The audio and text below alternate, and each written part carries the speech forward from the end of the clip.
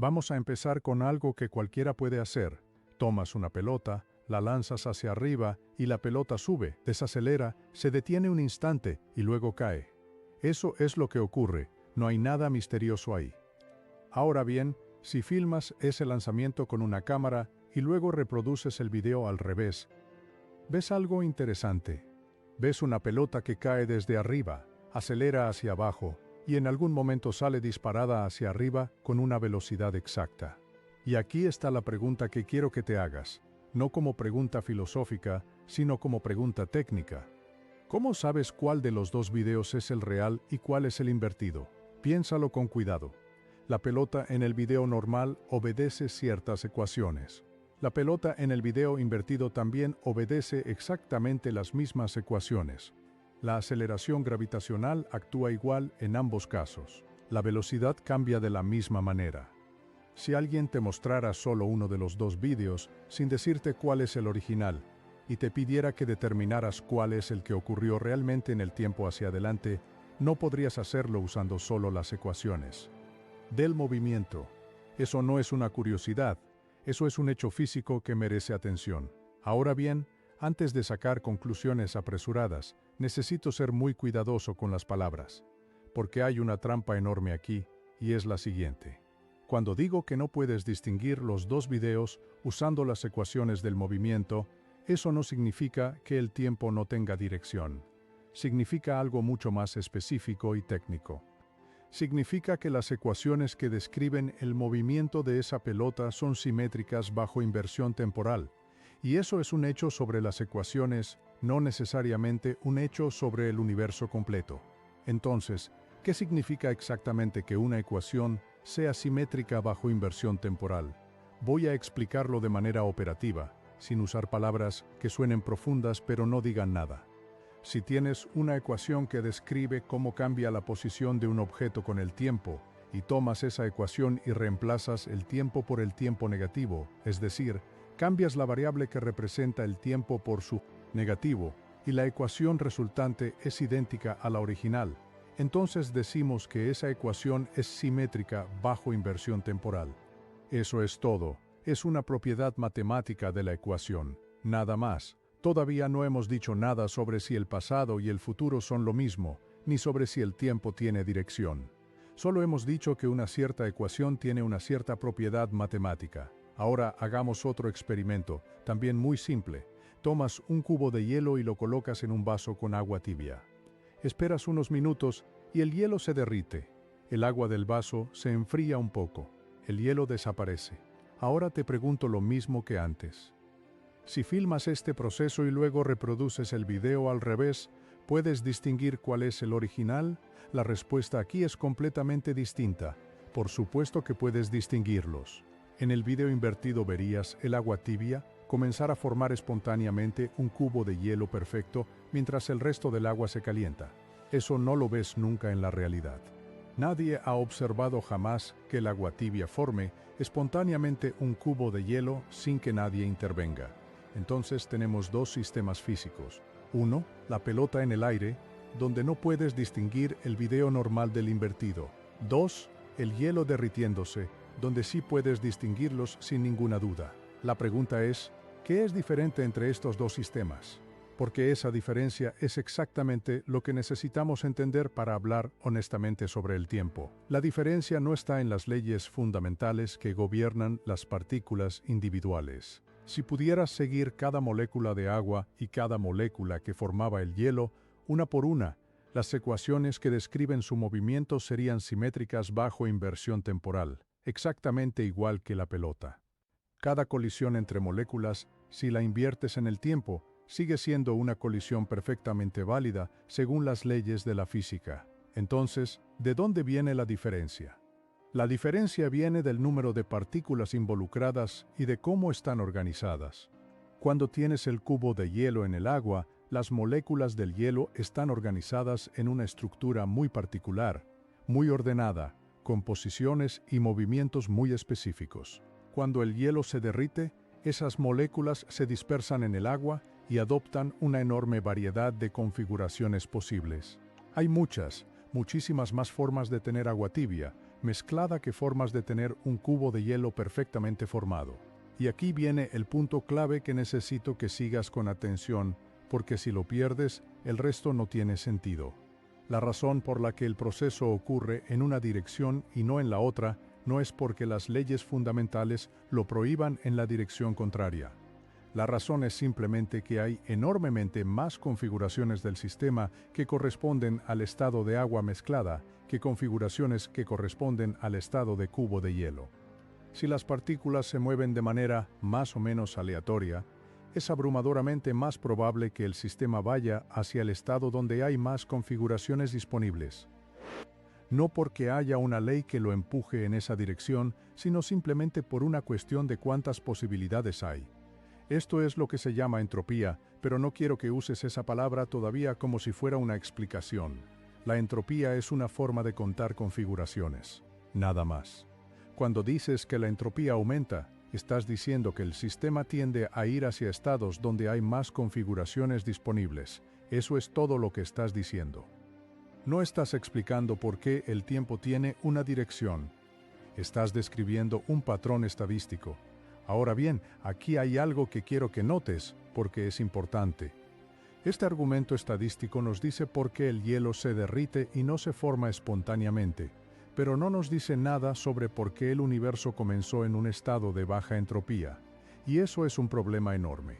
Porque si el argumento fuera puramente estadístico, deberías esperar que el universo siempre hubiera estado en el estado de máxima entropía, el estado con más configuraciones disponibles.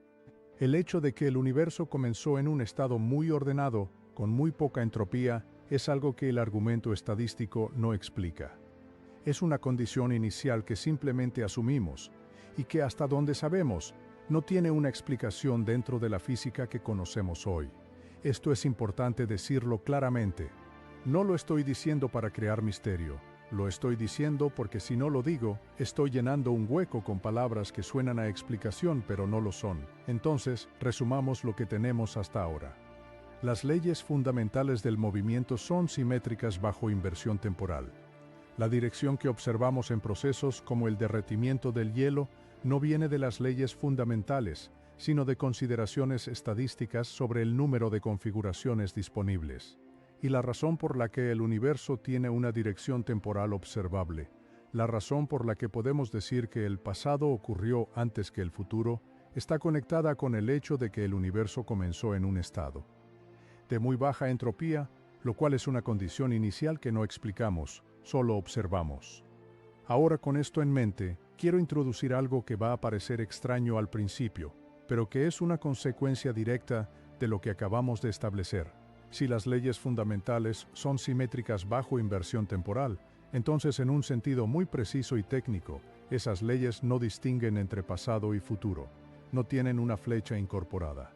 La flecha que observamos es estadística, no fundamental, y eso tiene consecuencias que vale la pena explorar con cuidado. Hagamos otro experimento mental. Imagina que tienes un sistema con solo dos partículas, solo dos. Están en una caja y colisionan entre sí. Si filmas esta colisión y la reproduces al revés, la versión invertida es perfectamente válida según las leyes de la física. Ahora aumenta el número de partículas. Pon 10 partículas en la caja. Ahora pon 1.000.000. Ahora pon el número de moléculas que hay en 1 centímetro cúbico de aire, que es aproximadamente 10 elevado a la 19.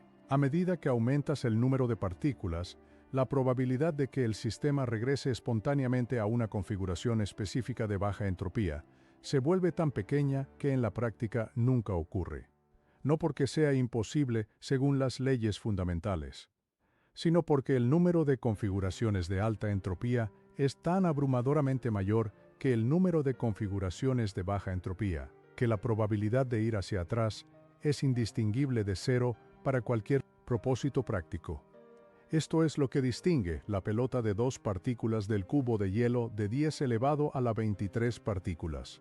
La diferencia no es cualitativa, es cuantitativa, y es tan extrema que parece una diferencia cualitativa. Ahora quiero moverme hacia algo más profundo, y para hacerlo necesito introducir la mecánica cuántica. No porque quiera complicar las cosas, sino porque la mecánica cuántica tiene algo que decir sobre la simetría temporal, que es genuinamente diferente de lo que dice la mecánica clásica. En mecánica clásica, como ya dijimos, las ecuaciones del movimiento son simétricas bajo inversión temporal, pero hay algo en mecánica cuántica que es más sutil. En mecánica cuántica, el estado de un sistema está descrito por algo llamado función de onda. Esta función de onda evoluciona en el tiempo según una ecuación, y esa ecuación también es simétrica bajo inversión temporal, siempre y cuando también hagas otra operación, que es tomar el complejo conjugado de la función de onda. Esto es una simetría combinada, no solo una inversión temporal pura. Y hay una razón técnica para eso, que tiene que ver con la naturaleza compleja de los números que aparecen en la mecánica cuántica. Pero el punto importante es que incluso en mecánica cuántica, las ecuaciones fundamentales tienen esta simetría, aunque sea de forma ligeramente más complicada. Sin embargo, hay algo en mecánica cuántica que sí parece romper la simetría temporal de una manera más fundamental. Cuando haces una medición en mecánica cuántica, el sistema pasa de estar en una superposición de estados a estar en un estado definido. Este proceso de medición, este colapso de la función de onda, como se llama a veces, parece ser irreversible. Si el sistema estaba en una superposición y lo mides y obtienes un resultado, no puedes deshacer esa medición y volver a la superposición original. Pero aquí debo ser muy honesto. El colapso de la función de onda es uno de los problemas más debatidos en física. No hay consenso sobre si realmente ocurre, sobre qué lo causa, sobre si es un proceso físico real o solo una actualización de la información que tenemos sobre el sistema. Hay interpretaciones de la mecánica cuántica donde el colapso no ocurre realmente, donde todo sigue siendo una superposición y lo que llamamos colapso es solo el resultado de que el observador se entrelaza con el sistema. En esas interpretaciones, la simetría temporal se preserva. En otras interpretaciones, el colapso es real y rompe la simetría. No voy a decirte cuál interpretación es correcta porque no lo sé. Nadie lo sabe con certeza. Lo que sí puedo decirte es que las predicciones de la mecánica cuántica para experimentos concretos no dependen de qué interpretación uses. Las predicciones son las mismas. Lo que cambia es la imagen conceptual del mundo que tienes en la cabeza. Ahora quiero hablar de algo que sí se puede medir y que sí rompe la simetría temporal de manera inequívoca. Hay partículas subatómicas llamadas kaones neutros cuyo comportamiento ha sido medido con mucha precisión y ese comportamiento viola la simetría bajo inversión temporal pura. Esto se llama violación de la simetría T. No es un argumento filosófico, es un resultado experimental. Se midió, se verificó, se ha repetido. Entonces hay al menos un tipo de proceso en la naturaleza que genuinamente distingue entre pasado y futuro a nivel fundamental, no solo estadísticamente. Pero aquí viene algo importante que necesito decir. Esta violación de la simetría T en los kaones es muy pequeña. Es un efecto sutil en la desintegración de ciertas partículas. No es la razón por la que el hielo se derrite en una dirección y no en la otra. No es la razón por la que recuerdas el pasado y no el futuro. La escala del efecto es completamente diferente. Entonces tenemos dos fuentes de asimetría temporal. Una estadística, que es la que explica la mayoría de los procesos irreversibles que vemos en la vida cotidiana. Dos, fundamental, que es la que aparece en ciertos procesos de partículas subatómicas y que es real pero pequeña. Y ninguna de las dos nos dice por qué el universo comenzó en un estado de baja entropía. Ahora quiero atacar directamente la pregunta del título, que es si el pasado y el futuro ocurren al mismo tiempo. Pero antes de hacerlo, necesito destruir una intuición que casi todo el mundo tiene y que es incorrecta, o al menos incompleta. La intuición es esta: el pasado ya ocurrió y no existe más. El futuro todavía no ha ocurrido y aún no existe. Solo el presente existe. Esta intuición parece obvia, parece incuestionable, pero resulta que entra en conflicto directo con la teoría de la relatividad especial y de una manera que no es una sutileza filosófica, sino una consecuencia matemática directa de las ecuaciones. Voy a mostrarte por qué, paso a paso. Empecemos con algo que se puede medir. Si tomas dos relojes y los sincronizas en el mismo lugar, y luego uno de ellos viaja a una velocidad muy alta y regresa, los dos relojes ya no muestran el mismo tiempo. El reloj que viajó muestra menos tiempo transcurrido. Esto se ha medido con relojes reales en aviones y con relojes atómicos en satélites. No es un experimento mental, es un resultado experimental real. El tiempo que transcurre entre dos eventos depende de cómo te muevas entre esos eventos. Pero hay algo todavía más extraño que esto, y es lo que quiero explorar ahora. Imagina dos eventos, llamémoslos A y B. El evento A ocurre aquí, en este punto del espacio, ahora. El evento B ocurre en otro lugar, digamos a 1.000.000 de kilómetros de distancia, también ahora según mi reloj. La pregunta es, ¿son A y B simultáneos? Según mi reloj y mi posición, sí. Pero ahora imagina que hay otro observador que se está moviendo a una velocidad muy alta con respecto a mí, pasando por aquí en este momento. Para ese observador, A y B no son simultáneos. Para él, uno de los dos ocurre antes que el otro. Y si cambias la dirección del movimiento del observador, el orden puede invertirse. Lo que para mí es simultáneo, para él es secuencial. Y lo que para él es secuencial puede tener el orden invertido dependiendo de la velocidad y dirección de su movimiento. Esto no es una ilusión. No es que uno de los dos tenga razón y el otro esté equivocado. Ambos están midiendo correctamente. La simultaneidad no es absoluta, es relativa al estado de movimiento del observador. Ahora bien, esto tiene una consecuencia que va directamente al corazón de la pregunta sobre el pasado y el futuro. Si la simultaneidad no es absoluta, entonces la pregunta de qué eventos están ocurriendo ahora mismo en un lugar lejano no tiene una respuesta única. Depende de cómo te estés moviendo. Y si lo que es presente para mí es pasado para otro observador y futuro para un tercero, entonces la distinción entre pasado, presente y futuro no es una propiedad del universo.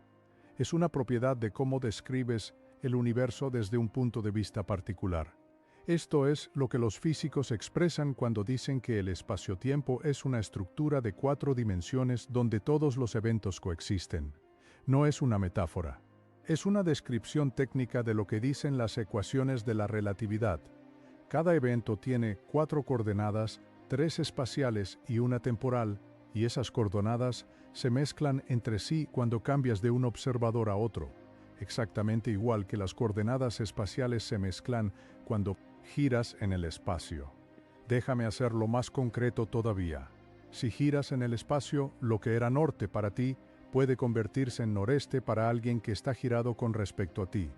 Pero ambos están describiendo el mismo punto en el espacio, solo están usando coordenadas diferentes.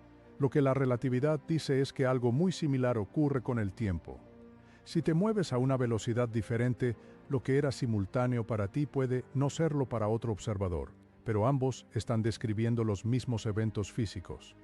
Solo están usando coordenadas diferentes en el espacio-tiempo.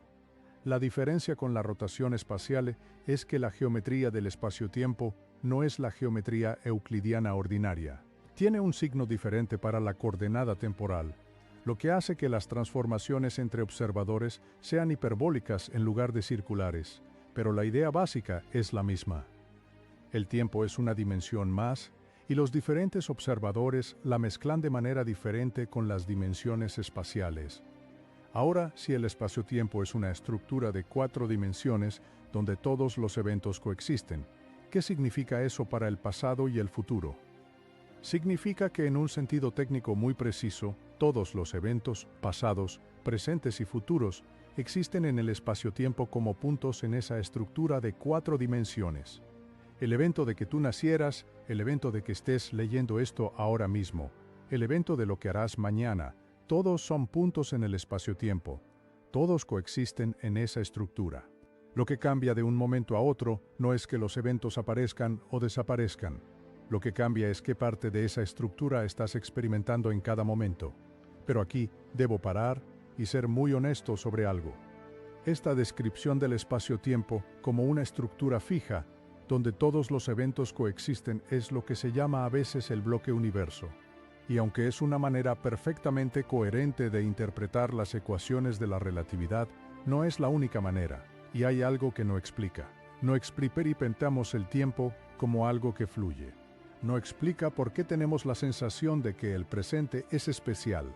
No explica por qué recordamos el pasado y no el futuro. Esas preguntas no tienen respuesta dentro de la relatividad especial.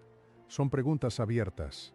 Quiero ser muy claro sobre esto, porque es fácil confundirse aquí. La relatividad especial nos dice que la simultaneidad es relativa.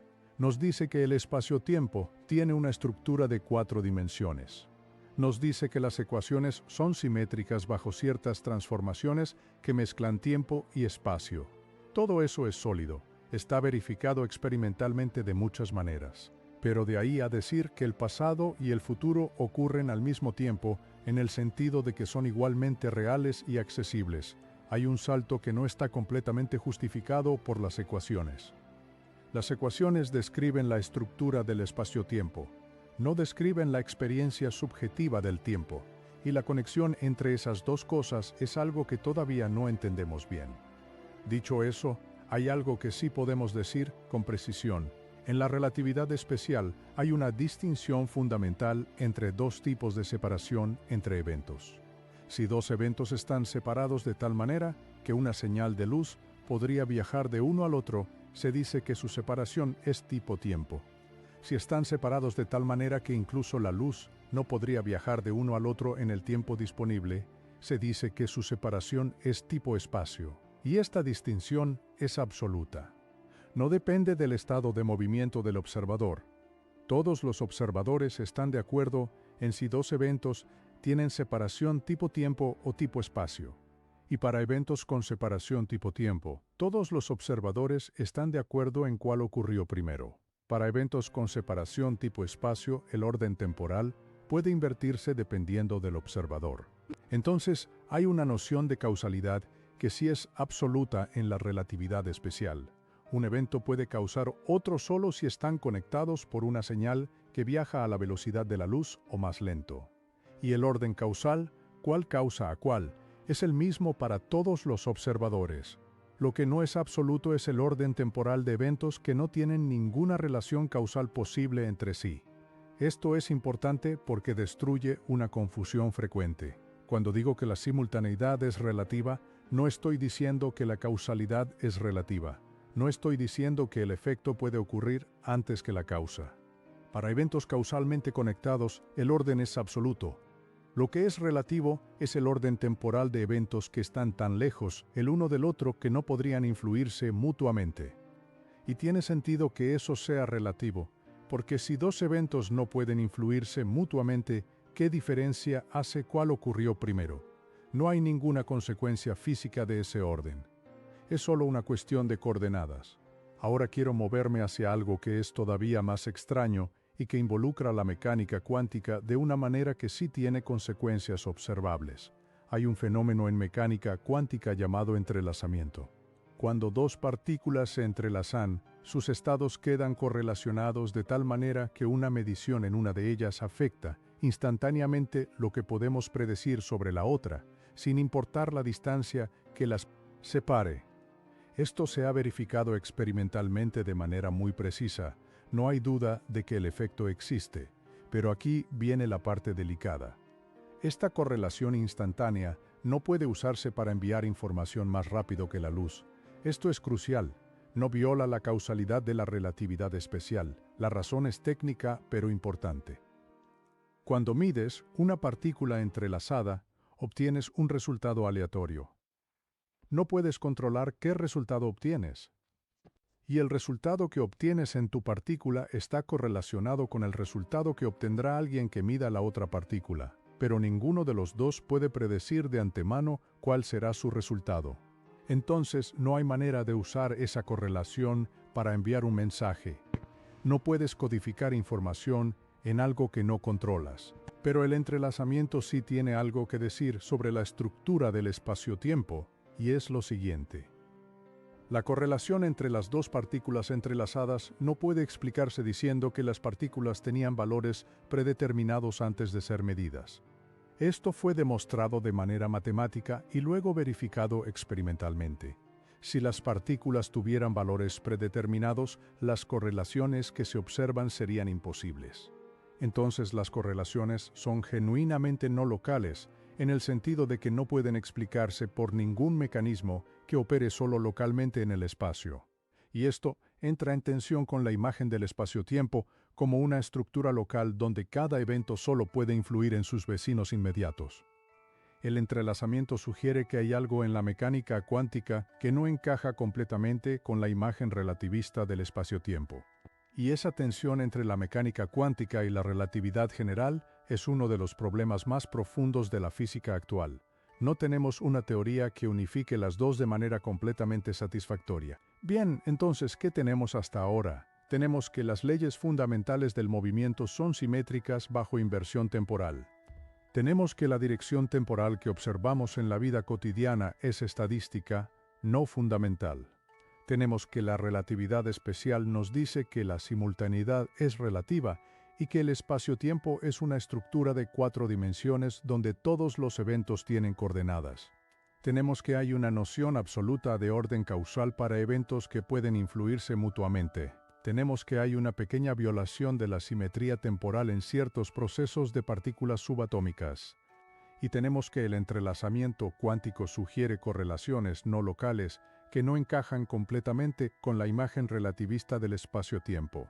Ahora quiero explorar una pregunta que sigue de todo esto de manera natural. Si las leyes son simétricas bajo inversión temporal, ¿podría haber regiones del universo donde el tiempo corre al revés? Esta pregunta parece absurda al principio, pero tiene sentido hacerla dentro del marco que hemos construido. Si la dirección del tiempo está determinada por el gradiente de entropía, por el hecho de que el universo comenzó en un estado de baja entropía y tiende hacia estados de mayor entropía, entonces en principio podrías imaginar una región del universo donde la entropía local disminuyera durante un tiempo. Pero aquí hay que ser cuidadoso. Una región donde la entropía local disminuye no es una región donde el tiempo corre al revés en ningún sentido operativo. Es simplemente una región donde hay un flujo de energía que organiza la materia localmente. Eso ocurre todo el tiempo. Los seres vivos, por ejemplo, disminuyen su entropía local al comer y al metabolizar energía. Pero el tiempo para un ser vivo no corre al revés. Sigue envejeciendo, sigue recordando el pasado y no el futuro. La entropía local puede disminuir sin que el tiempo cambie de dirección siempre que haya un aumento compensatorio de entropía en el entorno. Para que el tiempo realmente corriera al revés en algún sentido operativo, necesitarías algo mucho más radical. Necesitarías que en esa región los procesos causales estuvieran invertidos. Que los efectos ocurrieran antes que las causas, y eso, según lo que sabemos, no ocurre en ninguna región del universo observable. Ni siquiera hay indicios de que ocurra. Entonces, la respuesta honesta a la pregunta de si el tiempo puede correr al revés en alguna región es que no tenemos evidencia de eso, y que el marco teórico que tenemos no lo predice bajo condiciones ordinarias. Pero hay una situación donde la pregunta se vuelve genuinamente difícil, y es cerca de los agujeros negros. En la relatividad general, la teoría de la gravedad de Einstein, el espacio y el tiempo se curvan en presencia de masa y energía. Cerca de un agujero negro, la curvatura es tan extrema que las coordenadas temporales y espaciales intercambian sus roles dentro del horizonte de eventos. Esto es una declaración técnica sobre la geometría del espacio-tiempo en esa región.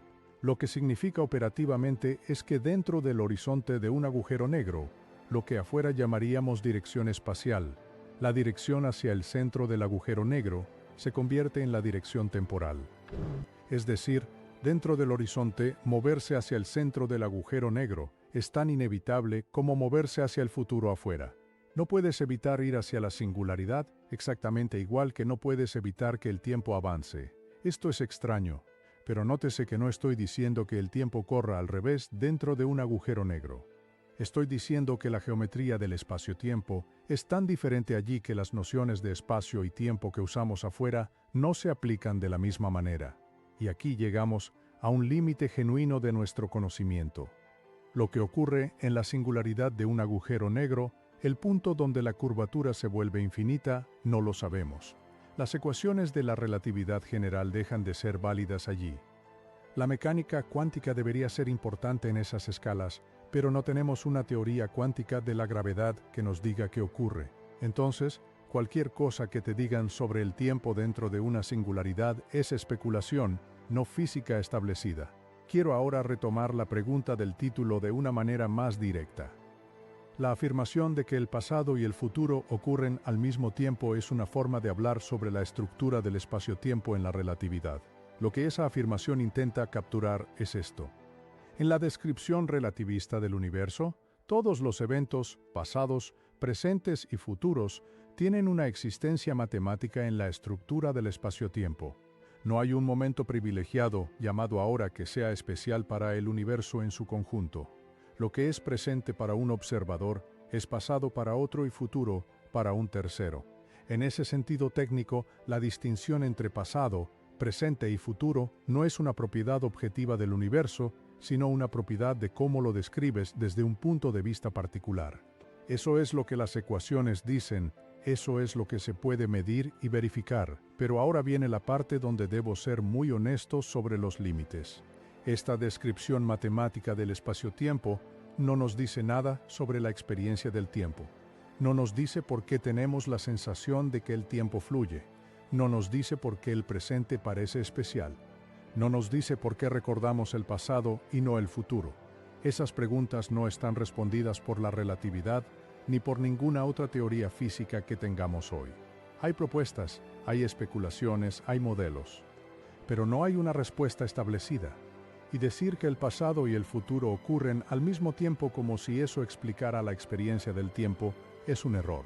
Es usar una descripción matemática de la estructura del espacio-tiempo para hacer una afirmación sobre la experiencia subjetiva, y ese salto no está justificado por la física. Entonces, ¿qué podemos decir con honestidad? Podemos decir que las leyes fundamentales de la física no distinguen de manera absoluta entre pasado y futuro. Podemos decir que la relatividad especial muestra que la simultaneidad es relativa y que el espacio-tiempo tiene una estructura de 4 dimensiones. Podemos decir que hay una pequeña violación de la simetría temporal en ciertos procesos de partículas. Podemos decir que la dirección del tiempo que observamos en la vida cotidiana es estadística. Y podemos decir que hay algo profundamente misterioso sobre la condición inicial del universo, que comenzó en un estado de muy baja entropía, y que eso es lo que da origen a la flecha del tiempo que observamos. Eso es lo que sabemos. El resto es especulación o filosofía, y no hay nada malo con la especulación ni con la filosofía. Pero hay que ser claro sobre cuándo estás haciendo física y cuándo estás haciendo otra cosa. Ahora quiero profundizar en algo que no he mencionado todavía y que es genuinamente sorprendente. Tiene que ver con la formulación de la mecánica cuántica que usa integrales de caminos. En esta formulación, para calcular la probabilidad de que una partícula vaya de un punto A a un punto B, no calculas una única trayectoria, la trayectoria que seguiría la partícula según la mecánica clásica. En cambio, sumas sobre todas las trayectorias posibles que la partícula podría tomar, incluyendo trayectorias que van hacia atrás en el tiempo. Cada trayectoria contribuye a la probabilidad total con un cierto peso que depende de la acción de esa trayectoria, y las trayectorias que van hacia atrás en el tiempo no son simplemente un truco matemático. Tienen consecuencias físicas reales, son responsables de ciertos efectos cuánticos que se han medido con precisión.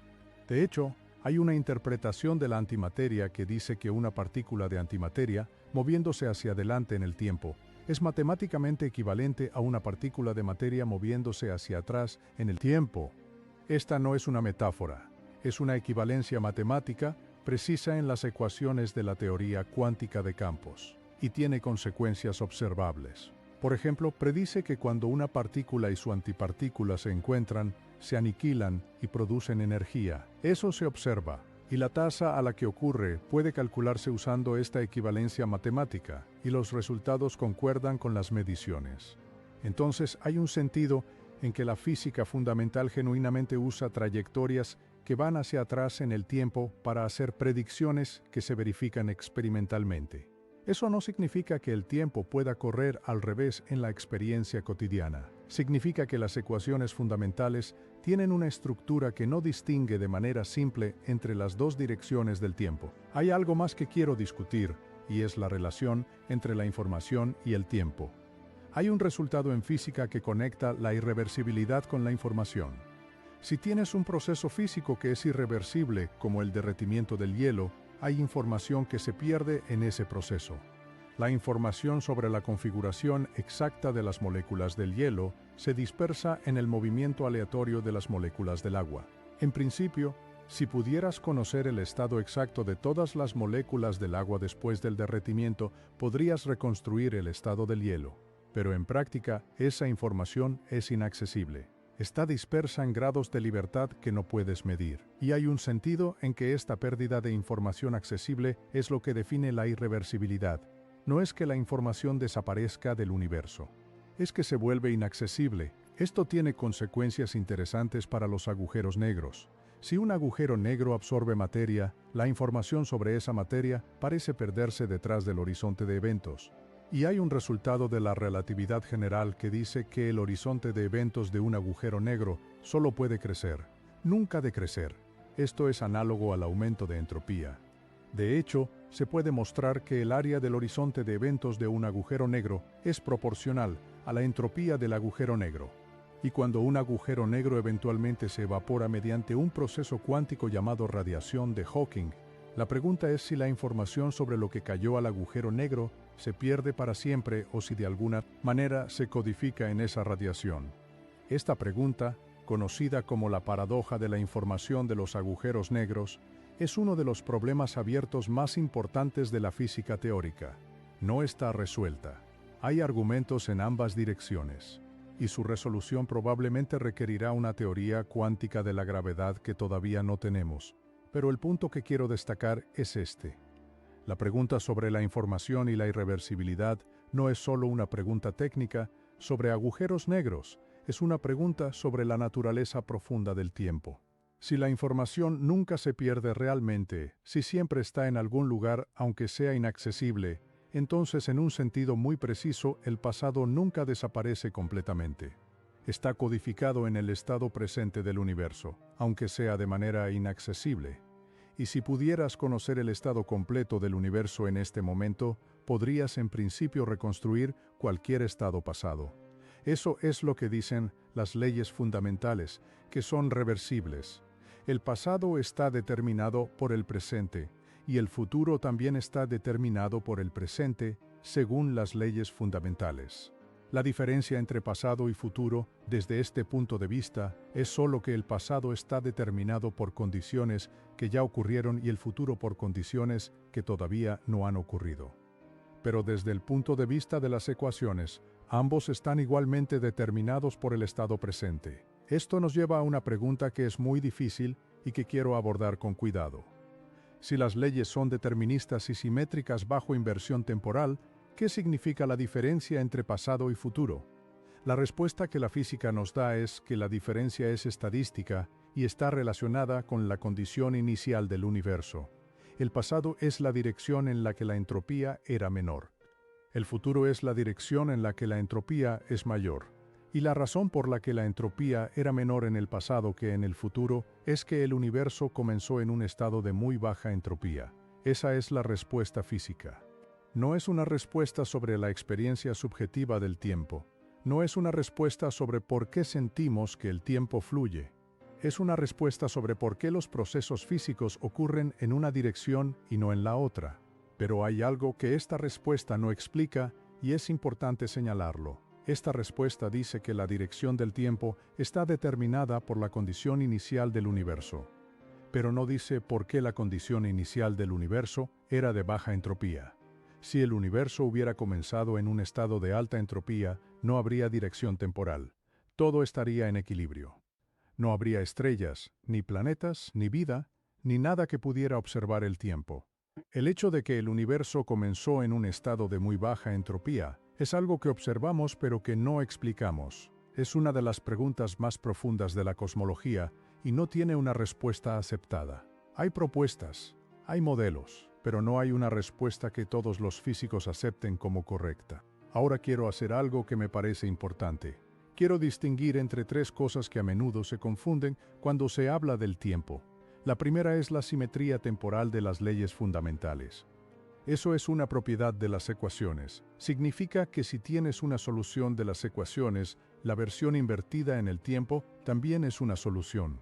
La segunda es la flecha del tiempo termodinámica. Eso es la observación de que los procesos macroscópicos ocurren en una dirección de menor a mayor entropía. Eso es un hecho estadístico que depende de la condición inicial del universo. La tercera es la relatividad de la simultaneidad. Eso es un resultado de la relatividad especial que dice que la distinción entre pasado, presente y futuro no es absoluta, sino relativa al estado de movimiento del observador. Estas tres cosas son reales. Están verificadas, pero son cosas diferentes y mezclarlas produce confusión. Cuando alguien dice que el pasado y el futuro ocurren al mismo tiempo, generalmente está hablando de la tercera, la relatividad de la simultaneidad y la estructura del espacio-tiempo.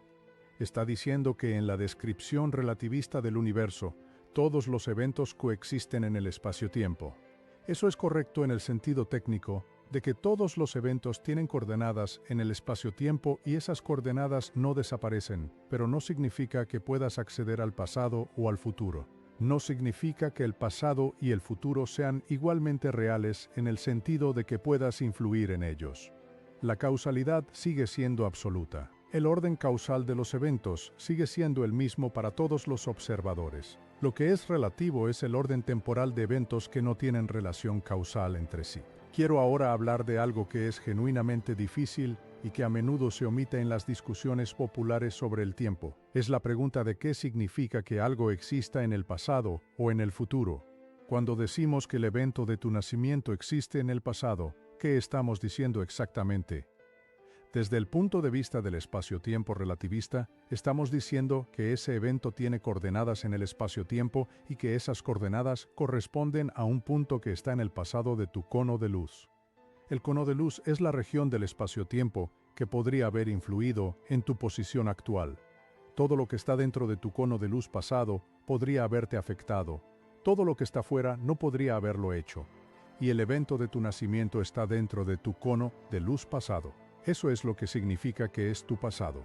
Ahora, ¿existe ese evento ahora? En el sentido matemático, sí, tiene coordenadas en el espacio-tiempo y esas coordenadas no desaparecen. En el sentido físico, no puedes interactuar con él. No puedes enviar ni recibir señales de ese punto en el espacio-tiempo. Está fuera de tu alcance causal actual.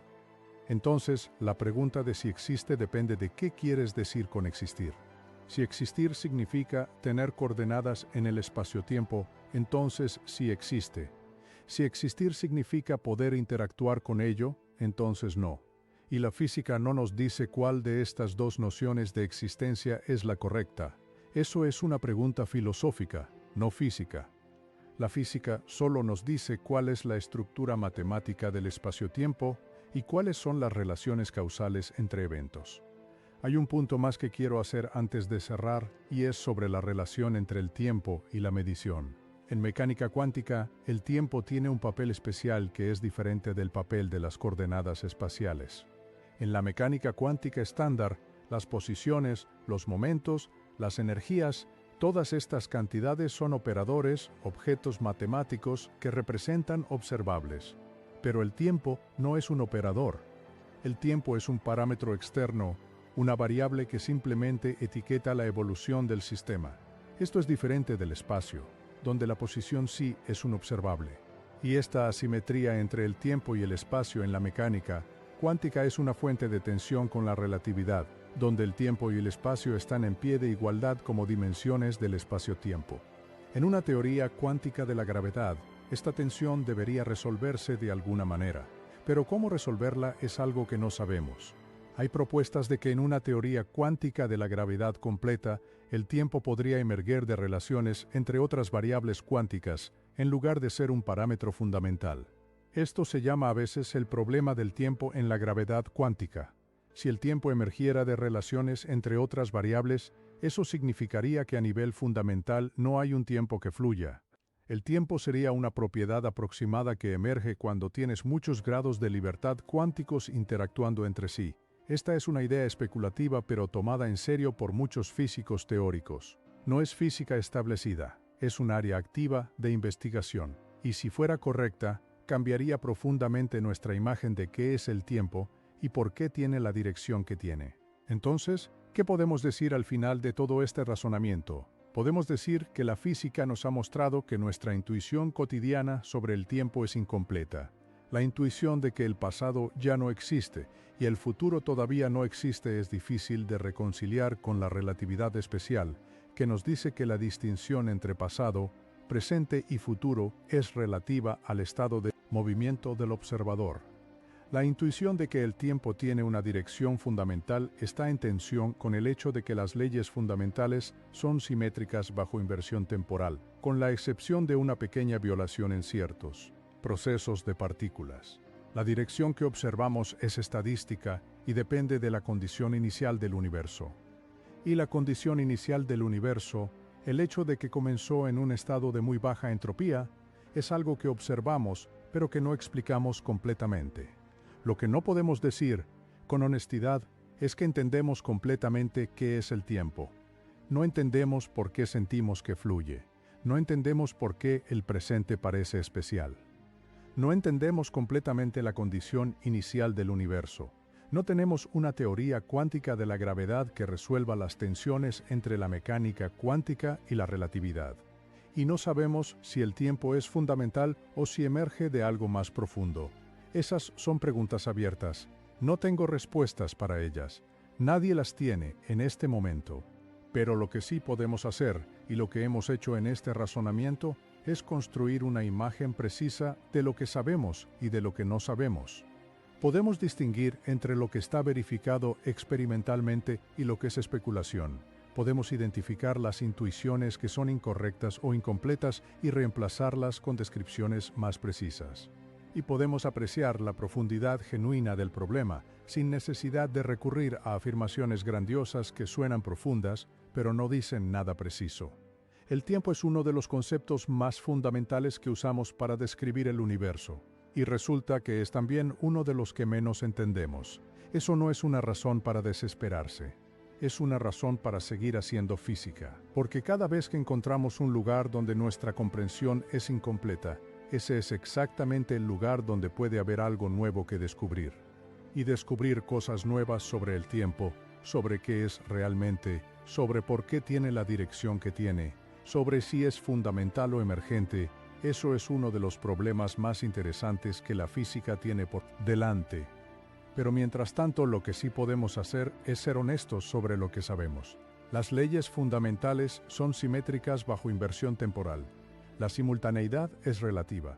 El espacio-tiempo tiene una estructura de 4 dimensiones donde todos los eventos tienen coordenadas. La dirección del tiempo que observamos es estadística y depende de la condición inicial del universo. Hay una pequeña violación de la simetría temporal en ciertos procesos de partículas. Y hay tensiones profundas entre la mecánica cuántica y la relatividad que todavía no están resueltas. Eso es lo que sabemos.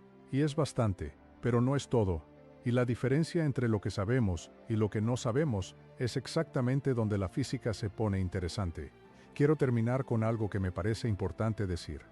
Cuando la física nos dice que la distinción entre pasado y futuro no es absoluta, que es relativa al estado de movimiento del observador, que las leyes fundamentales no distinguen entre las dos direcciones, eso no significa que el tiempo sea una ilusión. No significa que el pasado y el futuro sean lo mismo en ningún sentido práctico. Significa que nuestra descripción del tiempo en términos de un pasado absoluto y un futuro absoluto es una aproximación que funciona bien en condiciones cotidianas, pero que se rompe en condiciones extremas, como velocidades muy altas o campos gravitacionales muy intensos. Y eso es lo que siempre ocurre en física. Las descripciones que usamos son aproximaciones que funcionan dentro de ciertos límites. Cuando salimos de esos límites, necesitamos descripciones más precisas. Y esas descripciones más precisas a veces revelan que conceptos que parecían fundamentales son en realidad aproximaciones. El tiempo como algo absoluto y universal es una aproximación. Una muy buena aproximación para la vida cotidiana, pero una aproximación al fin. La descripción más precisa que tenemos es la del espacio-tiempo relativista, donde el tiempo es una dimensión más que se mezcla con el espacio cuando cambias de un observador a otro. Y esa descripción, aunque es más precisa, tampoco es la última palabra. porque todavía no sabemos cómo reconciliarla completamente con la mecánica cuántica. Y hasta que lo sepamos, nuestra comprensión del tiempo seguirá siendo incompleta. Y eso, para cualquiera que encuentre genuinamente interesante entender cómo funciona el universo, es una razón para seguir haciendo preguntas.